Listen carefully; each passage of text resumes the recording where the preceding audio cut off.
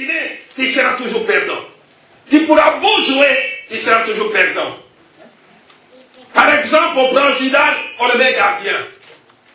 On marquera tous les buts possibles. Parce que Zidane n'est pas gardien. C'est un attaquant.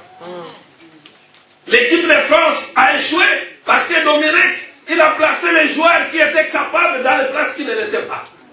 Malgré qu'on disait ce n'est pas ça Dominique. Il était tellement têtu, il a mis les joueurs Malouda là-bas, il a fait l'équipe de sa tête. Et ces joueurs, ce n'est pas les endroits qui devraient jouer, ils n'ont fait rien. Tout est devenu Bérésina total. Ah, c'est des Bérésinats, non? C'est ce qu'on a vécu. Total. Parce que les gens ont joué les endroits qui n'étaient pas destinés pour eux. Lorsqu'on te place dans une place qui n'était pas destinée, tu ne feras absolument rien. Cherche à découvrir là où Dieu place que tu puisses le faire. C'est là que tu resteras dans ta vie.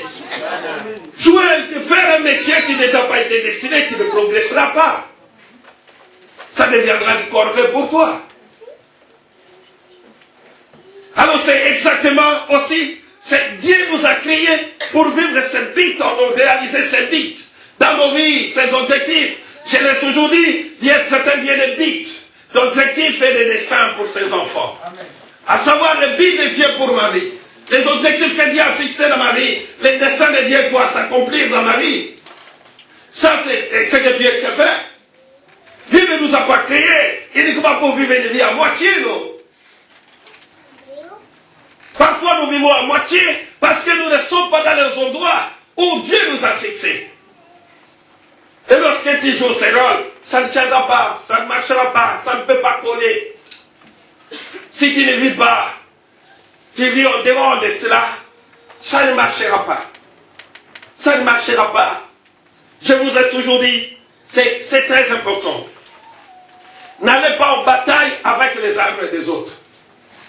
Va en bataille avec tes propres armes que tu sais manipuler. Suivez-moi bien. Va en bataille avec les armes que toi-même tu sais utiliser. Ne va pas en bataille avec les armes des autres.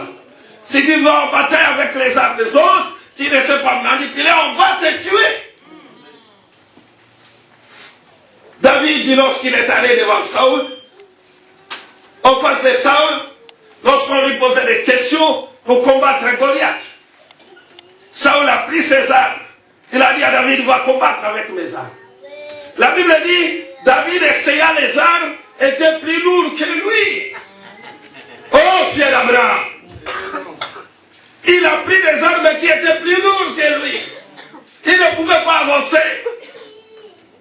S'il partait avec ses armes, Goliath allait les tuer. Parce que ce n'était pas ses armes. Ce n'était pas de son domaine. Il ne pouvait pas prendre ses armes et les posséder. Il devait aller avec ses propres armes. Il n'a pas pris les armes de Saül. Il a dit non, je ne peux pas aller avec ça. Mais je sais comment je peux devenir un champion. Parce que j'ai mes propres armes. Donc je dois combattre avec mes propres armes. Et la Bible dit, il a lâché ça de pierre. Et il descend dans ce judiciaire. Parce qu'il savait que j'étais un berger. Mais il n'était pas un guerrier à cette époque. Il était qu'un simple berger. Un berger, il devrait lutter comme un berger. Il ne pouvait pas se lutter comme un militaire. Parce qu'il n'était pas encore militaire. Il devrait aller chercher les armes des bergers pour combattre comme un berger et remporter la victoire pour un berger qui va les qualifier de haut de Dieu. Amen. Mais si tu vas prendre des armes qui ne t'appartiennent pas, tu n'avanceras pas. Tu n'avanceras pas parce que ce n'est pas tes armes. Ça va te détruire. Ça va te détruire. Ça, c'est indispensable. Nous jouons parfois l'erreur qui ne nous a pas été destiné. C'est très important. Allons-y. Tu notes ainsi. Toutes les bénédictions des dieux sont pour ceux qui cherchent à atteindre le but de Dieu dans leur vie. Toutes les bénédictions sont pour ceux qui cherchent à atteindre le but de Dieu dans leur vie. Pourquoi Dieu m'a créé. Et les bénédictions de Dieu sont pour ces gens, pour ces femmes. C'est très important. Les bénédictions de Dieu sont ceux qui cherchent à atteindre le but de Dieu pour leur vie. Savoir atteindre le but de Dieu pour ta vie. C'est très important. Même si tu dis oui, oh, ça va, oui. Moi, je ne refuse pas. L'exception ne fait pas des règles. Hein? La fin ne justifie pas les moyens. Machiavélique, avec sa philosophie politique, il dit en politique, ça c'est normal. La fin doit justifier les moyens. Hein? C'est comme ça qu'on dit. Ça c'est Machiavel. Mais dans les royaumes de Dieu, il n'y a pas la politique de Machiavel. La fin ne justifie pas les moyens que tu peux employer devant Dieu. Si tu n'utilises pas les procédures bibliques devant Dieu, tu n'atteindras pas ces moyens avec lui. La fin avec lui. Il te stoppera sur la route. Il dira stop. Et l'exception ne fait pas des règles parce que c'est fait. Il a fait ça, il a réussi, ça devient des règles. Non. Ce n'est pas ça. Ce n'est pas ça. Les bénédictions de Dieu est pour ceux qui veulent atteindre, découvrir le but de Dieu pour leur vie. Et qui veulent rester dans le but de Dieu, dans le plan de Dieu pour leur vie. Cherche à découvrir le but de Dieu dans ta vie. Et lorsque tu découvres le but de Dieu dans ta vie, ses plans dans ta vie, et tu poursuis cela. C'est très important. Frère, pourquoi Dieu t'a sauvé? Dieu m'a sauvé uniquement parce que j'étais pécheur. Il a vu que j'étais un pécheur et il m'a sauvé. C'est fini là.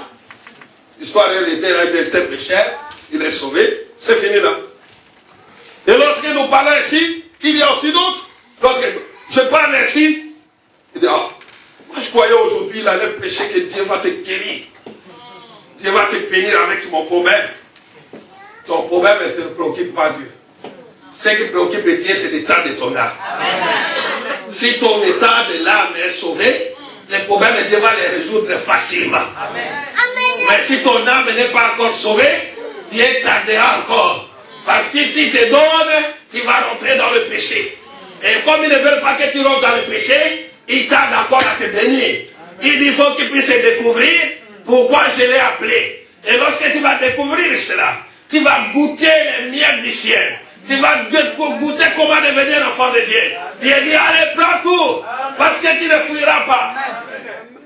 Même si dit, mon problème, ton problème ne préoccupe pas Dieu. Regarde celui qui est à côté de toi. Ton problème ne préoccupe pas Dieu. Mais ce qui préoccupe Dieu, c'est ton amour, ta relation avec lui. Ah oui. C'est ça. Dieu ne pleure pas lorsque tu es dans le problème. Parfois, toi qui pleures, Seigneur, je ne vois pas ta main, tu pleures, Dieu rit. Dieu c'est beaucoup même de toi. Seigneur, pourquoi tu m'as abandonné? Tu vois ce problème. Je suis tellement envahi, mes ennemis. Qu'est-ce qu'ils vont dire, Seigneur? Ils vont dire, moi j'ai pris. Dieu dit, arrête ton affaire. Et il se moque de toi-même. Il dit, mais si tu savais avoir tout ce que tu dois être, tu n'allais pas pleurer ainsi. Tu allais donner tout simplement les ordres et la situation allait changer. Mais comme tu ne connais pas, tu dis, mais Dieu, tu vois tout. Dieu, tu vois mon problème. Dieu dit, arrête, etc. Il se moque même de toi. Mais lorsque tu vas découvrir ce que Dieu t'a appelé, et tu découvres ce que tu es, tu ne vas pas pleurer. Tu diras au problème, j'ai la solution, parce que mon Dieu sait ce problème. Lorsque le problème arrive dans ma vie, Dieu n'est pas loin. Il sait que c'est que je reçu. Même si je reçois une lettre aujourd'hui, avant que cette personne puisse m'envoyer, Dieu a déjà vu ça. Amen. Hein? Amen. Dieu a vu déjà ça. Donc lettre arrive chez moi, Dieu déjà a vu. Avant que cette personne écrive cette lettre, Dieu le savait déjà. Amen. Et si cette lettre est arrivée, c'est que Dieu a préparé une réponse quelque part. Lorsque tu reçois la lettre, il dit, la réponse arrive. Amen. Amen. La réponse arrive. Parce que c'est Dieu. Il faut le comprendre comme ça. Mais ce qui est plus important, c'est ta relation avec lui. Ta relation avec lui. Essaie de découvrir le but de Dieu pour ta vie. C'est indispensable. Il y a des chrétiens aujourd'hui qui vont à l'église. On lui pose la question, pourquoi tu es devenu chrétien? Il ne sait pas. Pourquoi tu es devenu un enfant de Dieu? Il ne sait pas. Imaginez-vous aujourd'hui, un homme arrivé là, un homme d'Oussama, Bernadette, un musulman Barbie, avec les fusils. Pour nous bombarder ici, il dit, voilà les bombes que j'ai mis ici, qui veut dire Jésus. Vous allez voir comment vous allez fuir. Hein? Oussama rentre là, Oussama. L'agent d'Oussama là, il rentre là. L'autre se tient là, l'autre ici. Il dit, regarde, les explosifs, là. Alors vous chantez votre Jésus là. On va voir, on appelle les polices. D'autres vont ouvrir là. Ça. Hein? Moi j'ai encore des enfants élevés. Hein? Moi je ne veux pas cette affaire.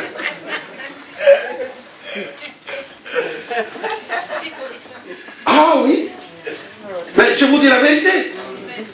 Les musulmans ont plus de convictions que les chrétiens. Dans leur religion. Un musulman a plus de convictions que toi. Pour Allah. Pour Mahomet. Plus que toi pour Jésus. Regarde les musulmans, ce qu'ils font. Ce pasteur a décidé tout simplement de brûler le Torah. Les musulmans se sont levés. Tous les gouvernements du monde ont tremblé. Hein? Moi je disais, ah là là, l'islam va dominer les chrétiens. Mais plus que nous qui ont Jésus, et qui se disent, nous avons le Saint-Esprit. Et nous samarons là. On va voir, dès qu'il commence, d'autres sauter là. Tchouk, tchouk, tchouk.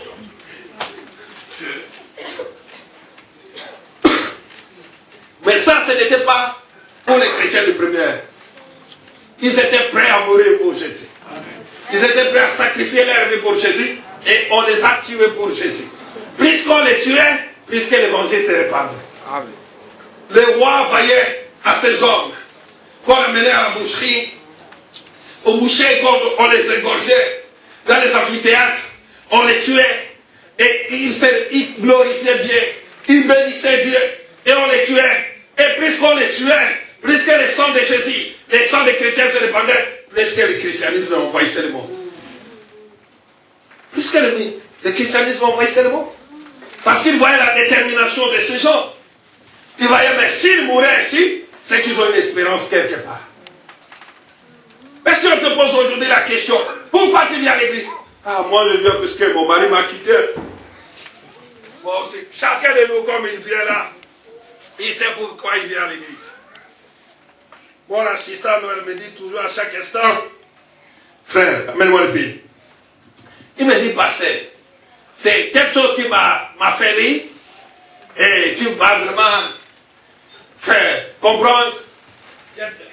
Oui, va chercher le fil là-bas, dans mon bureau.